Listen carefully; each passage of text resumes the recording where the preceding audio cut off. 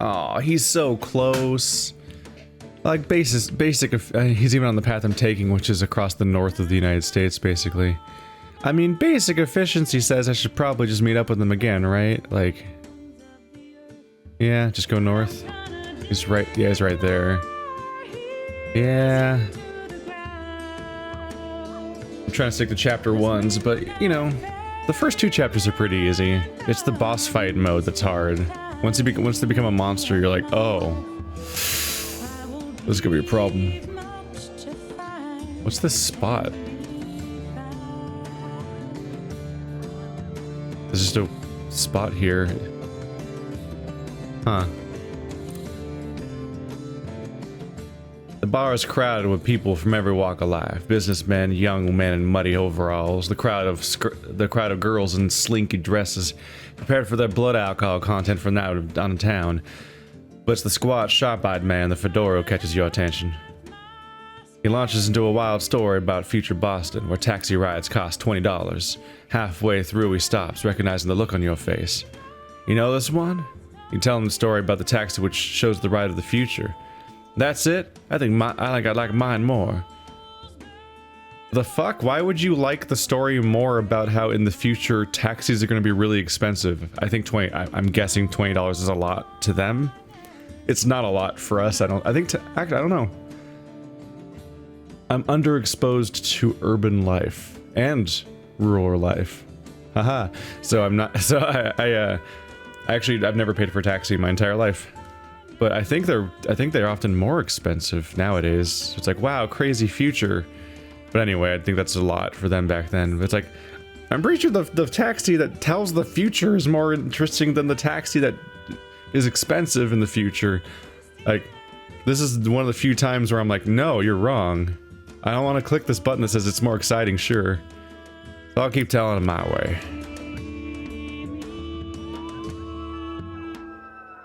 And if they're just gonna have stories right there, I might as well pick them up first. You never know when they might come in handy. The plants grow and blossom as you watch. The man goes down the line, applying a few drops from a vial as he goes.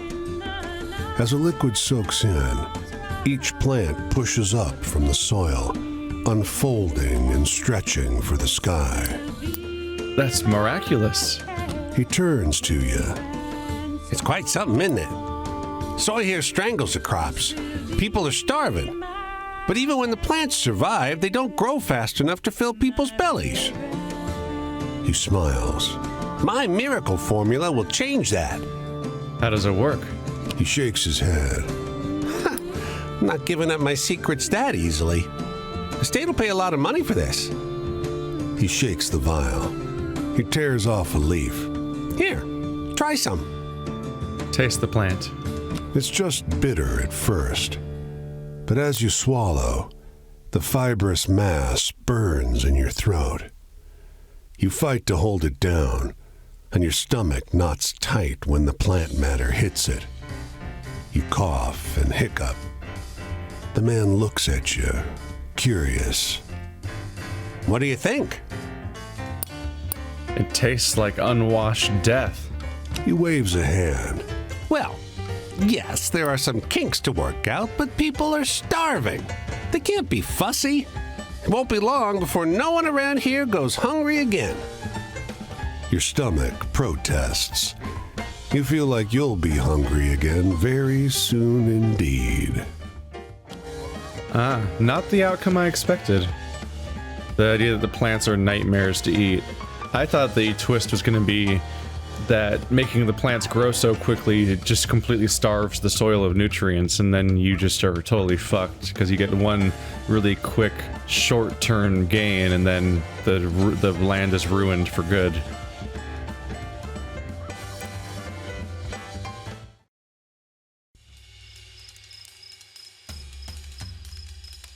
Where are you headed now? I'm thinking about getting out to the coast again. I want to get to Frisco and gaze upon the Pacific Ocean like in days past. Contemplation of water is an ancient healing practice, you know? The vastness of the sea makes the personal wounds we suffer seem small in comparison. That's the theory, anyway. Silas told me that once. Sometimes I want to hear a sadness that resonates with my own. Do you know any stories like that? Sad songs and waltzes aren't selling this year. The boy abandoned by his father. That one was like getting locked out in the cold with nothing but your sorrow. I liked it. A free mind ponders all subjects without fear. A free soul expresses its spirit without restraint. Silas had that kind of freedom once, or I thought he did. Something changed in him, though, and he began to shrink away from that. He became introspective and morose. What happened? In darker moments, I wonder if Pauline turned him against me. No, that's just my imagination. Alone, out here, I spend too much time inside my own head. Can you tell me a hopeful story to lighten my mood? Hopeful story.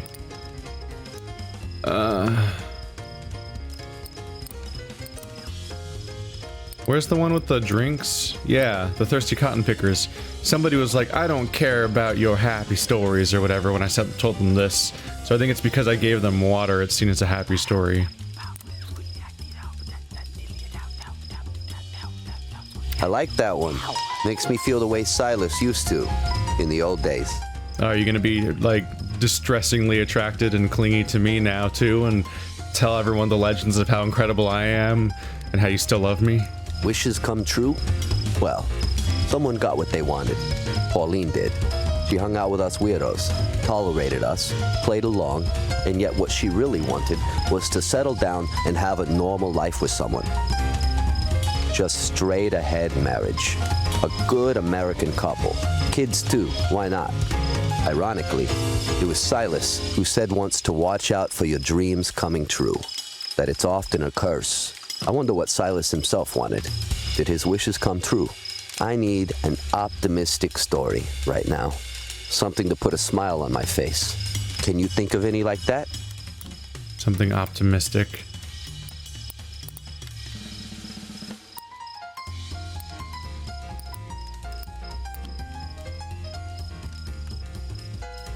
What was the family of pig farmers' mood about?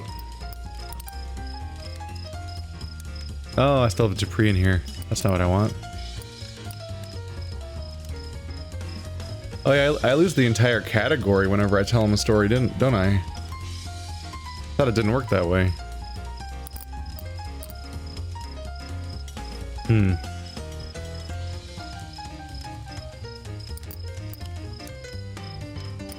The fastest railroader in America. That's pretty optimistic, isn't it? Look at this badass. How optimistic. Well, I can find that kind of movie theater story at any stop along What? the road. There's some more travel I could do.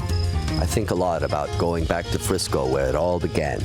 I could find Silas and Pauline and ask them if this is what they really wanted, pretending to be normal together. The road would take me right there if I let it. But no, I don't trust myself to see them and act like a decent human being. Maybe with more distance. Right now, it's still so much to bear. Do you know any stories that will make me laugh? A tall order, I know. A funny story. That's like the hardest category in the game, is funny stories. Nothing seems funny in this game. Like, nothing seems funny in this game. It's all the sad stories of Americans suffering. Oh, I haven't told you the Wandering Brothers? That's a hell of an optimistic story. I was 100% sure I told you that last time. Funny story. The woman who doesn't know the address. Wasn't that interpreted as being funny before? Oh, I like that one. Very, very clever. I don't like that one at all. Maybe in some other lifetime, some other place, I'm happy and fulfilled. Maybe in those places, I'm not who I am now. Here, I feel so ignored, so discardable. Like what I did and who I was counted for nothing. Like I'm consigned to being a perpetual stranger, even to those I loved most. Wiped from the face of the world, as if I'd never existed in the first place. Sometimes I want to hear a sadness that resonates with my own. Do you know any stories like that? I can do sad. Sad's usually easy. No! Fuck. No, I wasted the... Oh! Look, you can't just have a happy ending. A story needs to feel truthful too. That one didn't. They were my family. It wasn't just that we were close. Yeah. There's some cracks in this game where it needs some edges polished off a lot. In this particular thing, it's happened a few times. It can like double read an input sometimes. I don't know if I'm accidentally like somehow pressing the A button on the controller in a way that it comes across as a double input, or if the game's interpreting as a double input, but it'll essentially double click and it'll go through a menu. So I'm trying to open a menu, and then instead of opening the menu, it goes through that and then picks one. And I'm like, ah, fuck. That's just unfortunate. I don't know the exact cause, but it's just a problem that doesn't usually happen in most games. So whatever the solution is, something exists because this is like some kind of known thing that people normally have a solution for. It's not. It's a bummer. Ah, that was a really good story to waste too. It's one of his other categories, the brothers. That's also one of my favorite stories in this game so far, because of my interaction with it. There was something stronger that bound us to each other. It was a sense of belonging to each other. We were going to share our lives, and we knew it was meant to be that way. Silas said once that we were bodhisattvas, born into this world to help people. It was a nice thing to say, but I had my suspicions then. Now I don't believe it at all. Here's the sun, and my time to go. I've got to get an early start. My next leg takes me down the road this way. I'll be looking for some new sights, for some new clarity. Keeps going directly. I suppose I'll be carrying Pauline and Silas around with me there too. That's no kind of clarity. Is that a spiritual failure? Or is it a natural thing? Perhaps I'll have an answer for you when next we meet. More likely though, I won't. He keeps going exactly where I'm going. Because I'm going along the north boundary. I was gonna say coast, and then I had to stop myself. I'm like, there's no north coast in the United States. It's called Canada. We drew a line. That's all that happened. I think it's partly because I'm by the coast now, so I thought that way, but it's not. It's just the coast of the Great Lakes, though. It'll become an arbitrary line soon. He barely moved. Huh. Quite the timeline. It traces all the way back through the entire game, doesn't it? I imagine that makes it become pretty useless before long. It's a weird inventory. It's a weird interface element overall. We'll have to see if I can do it or not. If he's gonna be right here, it's not out of my way.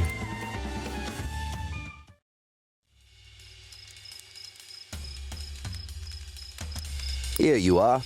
I should have known we'd meet again. We had good odds. I think I'll wander every road in the nation twice before I find an answer to my pain. Well, every road but the paths back to Frisco. I haven't decided whether I'm going back there yet. Pauline and Silas don't want me in their lives.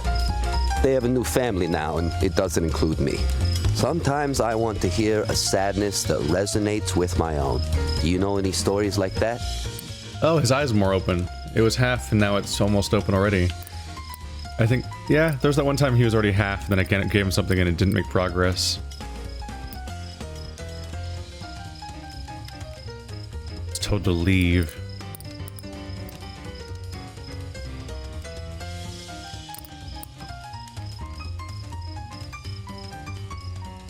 I don't like that it weirds me out that the story is interpreted as being funny about the person who doesn't speak English, like frustratedly trying to find a place. Because I can't help but get the feeling that that person was told that that place was like the solution to their problems or important in some way, and that there's actually stakes there. of her getting where she needs to go. So it's really sad that she can't find it. The anonymous grave. Sure, why not?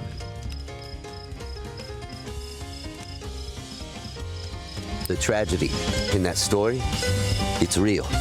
Have you ever tried writing poetry? When things change, trying to understand that something is truly lost is difficult work. To think, I didn't mean enough to Silas for him to want to stay with me. Or his fear got the better of his desire and he settled for something he didn't want instead. Or I meant nothing to him anyway. It was all a lie. These things do a number on me when I'm out here on my own. Sometimes I want to hear a sadness that resonates with my own. Do you know any stories like that? Well, too bad, because you're happy with my story. I'm done with your stories now, so I'm going to tell things that are questions you never asked. You never want scary stories, so I'll tell you scary stories, and maybe they'll level up. The people give me lemonade, which are the people that, That reminded me of the kind of thing I used to write in school, just to be shocking. You just call me an edgelord? Wishes come true? Well, someone got what they wanted. Pauline did. She hung out with us weirdos, tolerated us, played along, and yet what she really wanted was to settle down and have a normal life with someone. Just straight ahead marriage. A good American couple. Kids too, why not? Ironically, it was Silas who said once to watch out for your dreams coming true. That it's often a curse. I wonder what Silas himself wanted. Did his wishes come true? Sometimes I want to hear a sadness that resonates with my own. Do you know any stories like that? More scary stories. Wait, that was the people that gave me lemonade, but they were carrying like a body out in the distance, being all distressing. A monster maelstrom near Cincinnati. Well, I can find that kind of movie theater story at any stop along the road. Maybe in some other lifetime, some other place, I'm happy and fulfilled. Maybe in those places, I'm not who I am now. Here, I feel so ignored, so discardable. Like what I did and who I was counted for nothing. Like I'm consigned to being a perpetual stranger, even to those I loved most. Wiped from the face of the world, as if I'd never existed in the first place. I need an optimistic story right now. Something to put a smile on my face. Can you think of any like that? Nope. Never. Oh, this guy died and then faded away into like a ghost. Also, the haunted store. Why not? I'm just gonna scare this guy until he loses all hope. That reminded me of the kind of thing I used to write in school, just to be shocking. Looking back at the past, well, it's just like reading a long list of times I was a fool. Here's an example. Pauline used to write too. Silas and I agreed she wasn't particularly talented. She tried too hard to sound like the writers we adored back then. The attempts were so stodgy sounding I called them the Pauline epistles, which made Silas laugh and laugh. Back then I thought I was so high up, so secure, but in the end he still chose her over me. Sometimes I want to hear a sadness that resonates with my own. Do you know any stories like that? The evil ghost punishing spiritualists for their hubris. I do tell way more stories to these people than I do find the eyeballs that upgrade your stories, so this isn't always effective.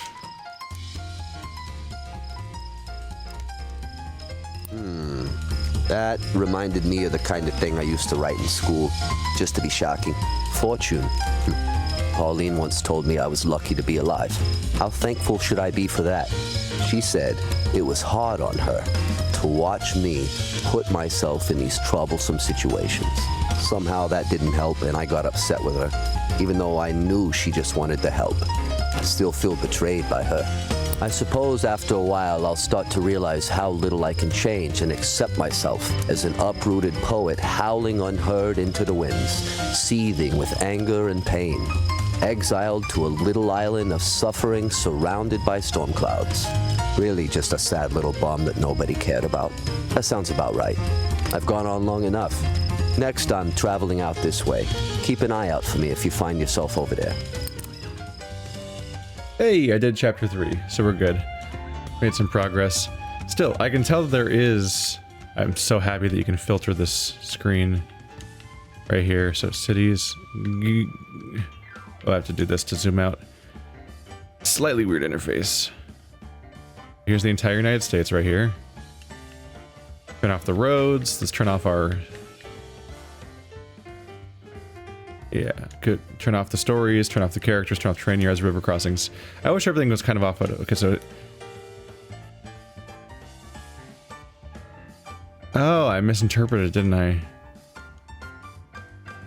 Unseen stories.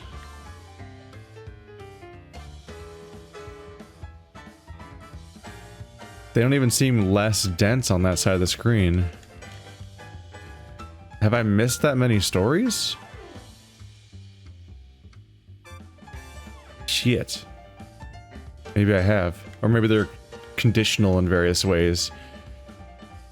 Curious. Or maybe it's something else. It might be level ups. I saw this eyeball icon and I didn't process what it said. So I thought that this icon meant the level ups. Maybe it does. I'm not sure. I could test it right now, just to be sure. Just gotta go south a little bit. Why not?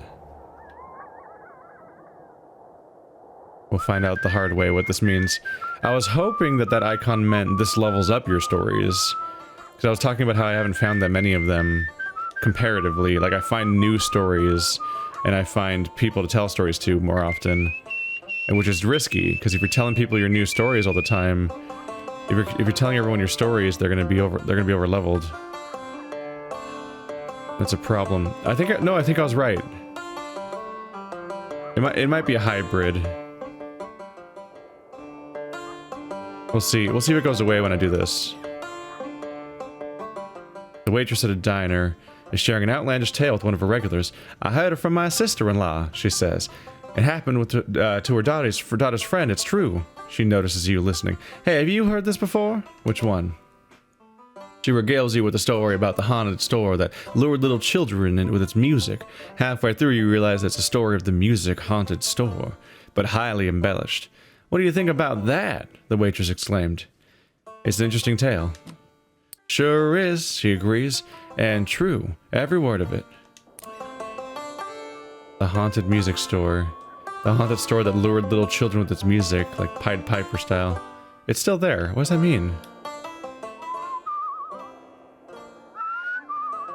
What does this mean? I'm like standing around top of it right now. I'm so confused. Is it you, weird dot? What do you...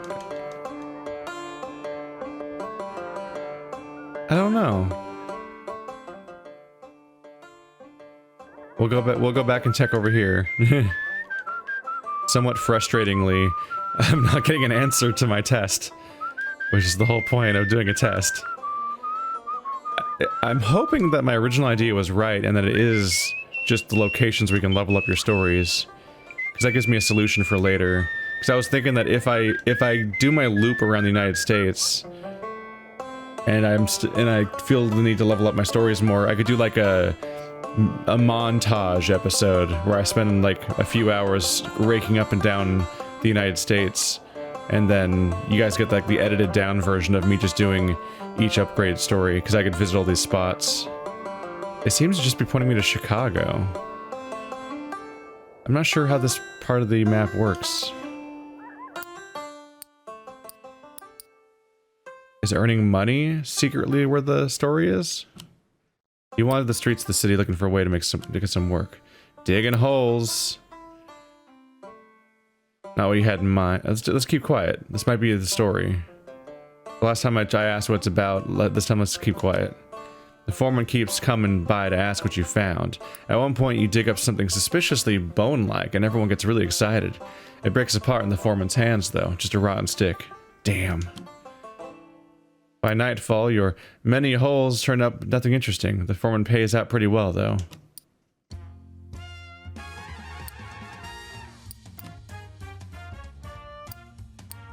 I wish I was better at remembering where some of these places are. Some of them are really obvious, and some of them are less obvious. I'm not great. I've never had a great history of memorizing cities in the United States. Anyone who's been paying attention knows I'm not really a god king of names.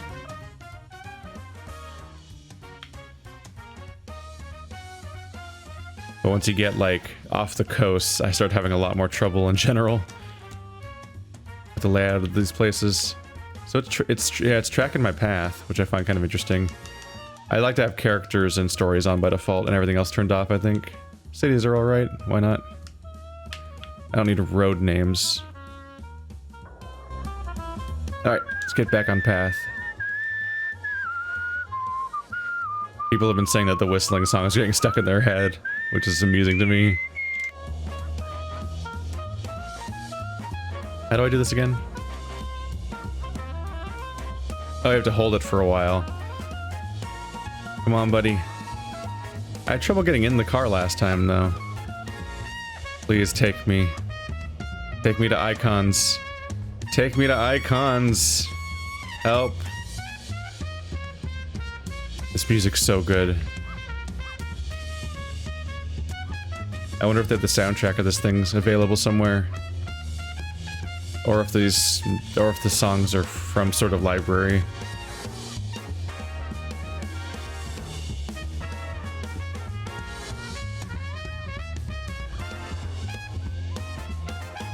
Come on, man.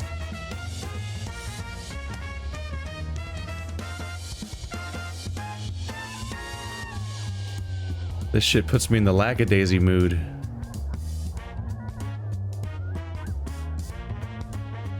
Minneapolis. Probably want to cross that yet, though, do I?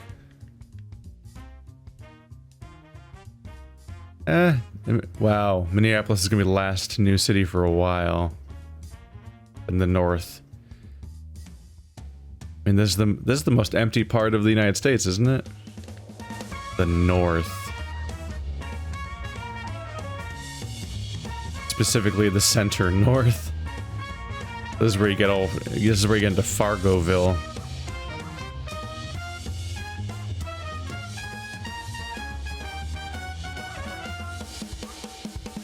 I think it was North Dakota. Where when I looked into North Dakota, first stat I found was that it had the largest number of churches per capita in the United States. Which, goddamn. But also, it had the population of Sacramento? And I'm like, excuse me? The whole state has the population of just Sacramento, huh? Alright. Put some things into perspective. The baby buffalo lies tangled by a fence, wire biting into its flesh. Please, it says, I must reach the sanctuary before they find me. The light here has a thin quality. Colors are oddly muted. There's a taste of something old in the air. Ask who's chasing it. They were hunters of my kind. I am the last born. Every year it repeats. I must run. They must chase. It is the cycle that lets my people survive. You hear hoofbeats. A ways back down the road, a cloud of dust rises. The buffalo struggles. Please, help me. Breed the buffalo. The wire cuts into your hands, but you untangle the animal. The buffalo charges off as soon as it's free. Come on. You glance behind. A trio of riders emerges at the head of the dust cloud. Follow the buff. You run alongside the buffalo. Not far. It grunts. Just ahead.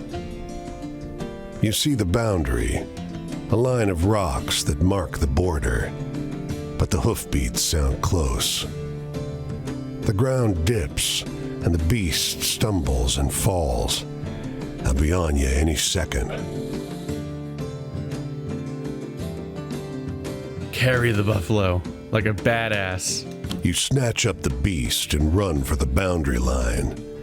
All you can hear is the pounding hooves and the whooping of the riders. They're on you just before you reach the line. You hurl the buff forward as you fall. The buffalo crosses the line and turns with a defiant bellow, a primal sound that far outstrips its size. It drags its feet through the dirt, kicking up a cloud of dust. When it settles, the four are nowhere to be seen. You hear the distant clamor of a herd in motion. The last born buffalo. Some of these stories are so extremely out there already that I'm like, how the hell does it morph into two other things? There's definitely gonna be someone who recognizes that story. I have no idea what it is though. The first thing that comes to mind is the giant, but the giant dude, which I can't remember his name right now, but he's got a blue bull, I think, not a buffalo. But I think that might be further west. The Mississippi here is lined with grain mills, factories, and train tracks. Smoke towers rising stark against the sky. Some of these factories are empty. There's a tense look in a lot of folks' eyes.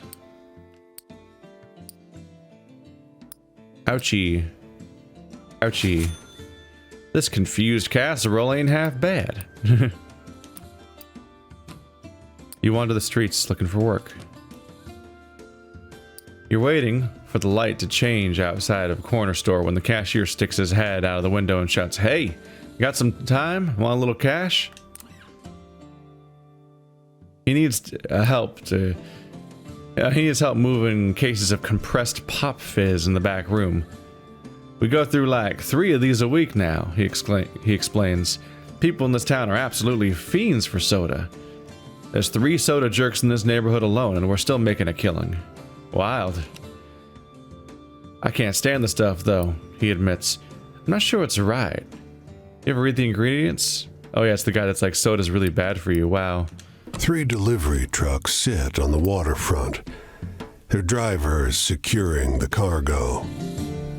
12 cop cars form a protective half ring around them. Their occupants seem to be gearing up for combat. You approach a pair of cops.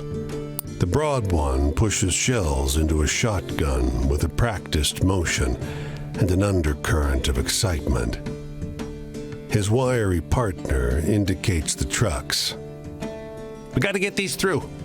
Keep them secure. From what? The broad cop grunts. "You been living under a rock?" Strikers. Says the other. "Socialist motherfuckers," the broad one adds. The wiry cop looks away. Why are they striking? The broad cop sneers. "Doesn't matter. They better fall in line." The other shakes his head. My cousin's out there. I don't think their demands are... "Maybe you're standing on the wrong side. Come on." They walk off to join a briefing huddle. Sabotage their car. It's a token act of resistance, but it's something. You drop onto your belly, the car between you and the gathered cops, and locate the fuel line. You jab a knife into it. It takes a few attempts, but you nick it just right and cover your face as gasoline pours out. Stand up. You stand to find the thin cop watching. He looks between you and the fuel leaking over the asphalt. The two of you lock eyes for a long second. Go. He says.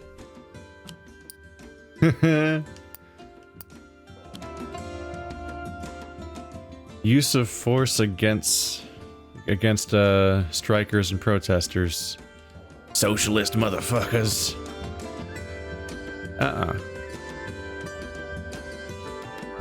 We're at like, well, probably not the peak, but we're definitely at like a peak of the mistreatment of peoples. Get in, you shit. God damn it, what? I don't know why. I don't know what's going on. I used to be able to get in cars and now I can't. It doesn't work, and I don't know why it doesn't work. Did I do it? Oh, maybe it's that I'm letting go of the finger button. Maybe you have to keep your hand up. It's generally fucked up for the police to interfere with picket lines about work disputes. Just shows their role being supporters of the state and not the people. They're acting directly against the people's. And no, I actually want to get out there. There's so many icons. I can't get out. No. Oh well, it's the United States. There's so much. And my goal is to beat the game, not to complete all the stories, because that's the difference between beating the game and getting a completion of every story might be like a 2 times multiplication of the entire game's playthrough duration. Like, that's insane. Just as insane as trying to complete all the stories in real life, that I would say. But there's so much. There's a whole lot of country here. Hey, North Dakota, I just mentioned you a minute ago. That's funny. Yeah, I covered some ground there. Oh well. You never know when I might double back anyway. But yeah, a strike is a dispute between the workers and their employer. There's really no reason for police to get involved at all, unless it's actually a matter of life and death and so on. Breaking strikes as a police force is largely just taking a side and just showing that you're against those people and in favor of the business itself, which is pretty fucked up. A woman waits while a man in a truck fills 2 of her buckets with scoops of whitish powder from a bin. She sees you staring. Want to make some cash? She calls. Doing what? She takes you up the drive to her farmhouse, where her son and daughter are mixing something in a metal barrel. Locust bait, She says. poison. The town bought enough for everyone, but we gotta mix it ourselves. She'll pay you to help. Sure. You use a broom handle to mix the poison with bran. The teens watch from the porch, faces frozen in distrustful scowls. Their mother pays you well, but later in the day you feel lightheaded, tingling pins and needles all over. You feel only a little better after you vomit. I'm really susceptible to poison and all that. Huh. I thought it was locust bait. It actually might have still been locust bait, but it seems locust bait isn't very safe for humans to even be around in the mixing process. I see you over here. We might have gotten some cross-pollination there. Or it's just not actually locust bait. But have you ever heard of someone calling a cop a class traitor? That's what they're referring to. Because generally speaking, the police are of the class of the people that they're stomping down on if they union break, if they union bust or strike break or whatever the words are. Whereas the employer is of a higher class, so that's why those police would be called a class traitor by some people. It's break time on this half-finished bridge. Yeah, sitting on a bucket like a king. Oh shit, I accidentally skipped the dial. Usually the second page is where the story is. You realize it's the story of the mysterious woman with a letter delivery, but heavily embellished. Yeah. Letter delivery grew into a French spy seeking delivery of a coded message.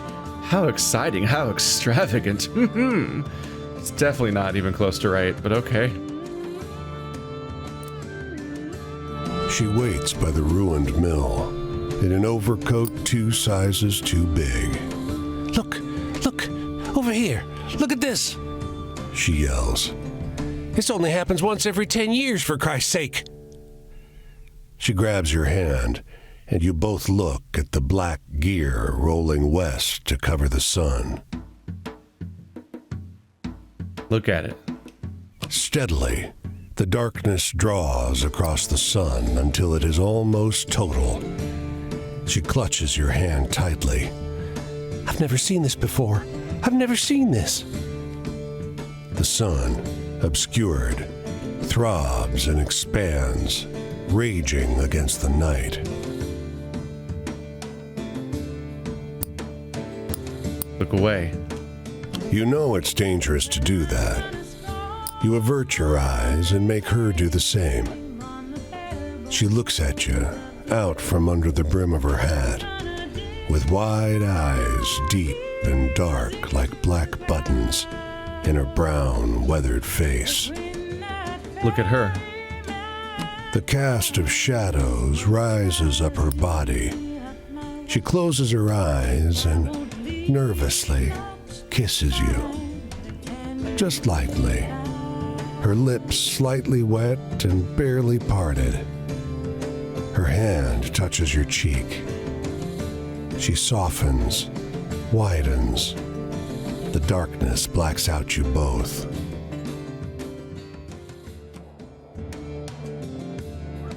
We shared a moment during the eclipse. I diverted away from the eclipse in part because it was a lesser used icon over there. I'm like, I really do need to diversify my stories. I'm kind of afraid that if I dip away from what's happening in a story, I might not get the story, essentially. But like, I probably get something no matter what.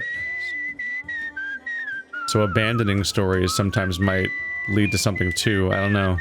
I just feel like as an immortal, weird demigod skeleton boy who's here to collect stories, I should always dive head first into anything that's happening in front of me, because my goal is to collect stories. Ooh, this is a new whistle song. I like it.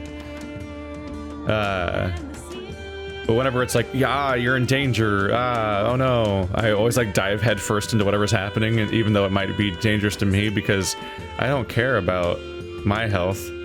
I'm a weird skeleton boy. I was even told that even if I die, I just come back or whatever, but I've never even died once yet anyway, so I'm here for stories.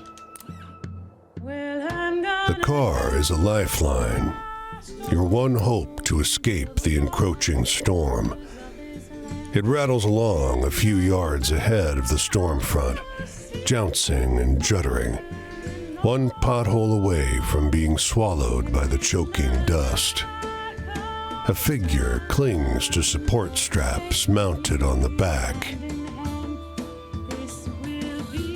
Catch a ride. You grab the straps and haul yourself up. Oh, Shouts the woman on the back. a fellow observer. She's wrapped in a scarf and aviation goggles, juggling a pen and a notebook while hanging onto the unsteady car. The dust scours your face and rips at your clothes. Can't we go faster? We're not done with our observations. She threads one arm through the straps and makes another attempt to write, but it comes out illegible. Blast it. Get inside and take dictation, will you? Alrighty. You clamber through the open back window, and she hands you pen and notebook. You scribble furiously while she dictates the finer qualities of the dust and wind assaulting the car, until her voice is hoarse. That'll do. She bangs on the roof. Judith, let's go. Old-timey storm chasers.